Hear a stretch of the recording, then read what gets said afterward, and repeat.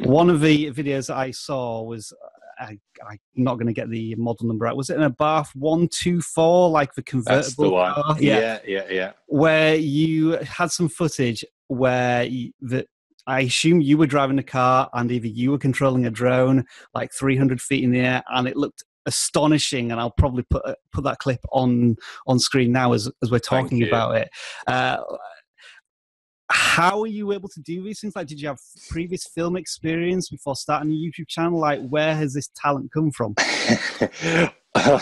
Firstly, thank you, because that's probably one video that I probably put the most effort across the whole of the channel, that specifically. So I'm glad that you found that one.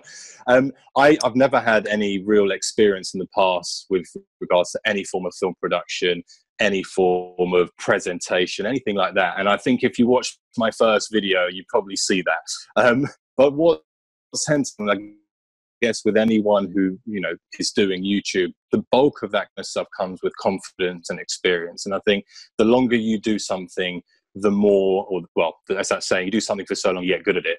And whilst I've only been doing it for a year, I've spent a significant amount of hours playing around with cameras, trying to find the best shot, recording numerous videos that I haven't actually used. I've just looked at it and thought, I'm not happy with that. And then you take the learnings. But that specific video that you're referring to now, I think I planned it the day before for approximately 3 hours, just with a notepad, thinking about what I wanted that scene to look exactly like, finding the roads, making sure that the music married up with the drone shots. And unfortunately for me, the girlfriend at the time, she still is my girlfriend, but yeah, she helped me with some of the shots, but bulk of that was all my thought process. And fortunately with drones nowadays, you can have them do preset flight modes, which helps massively, particularly if you're the point of interest.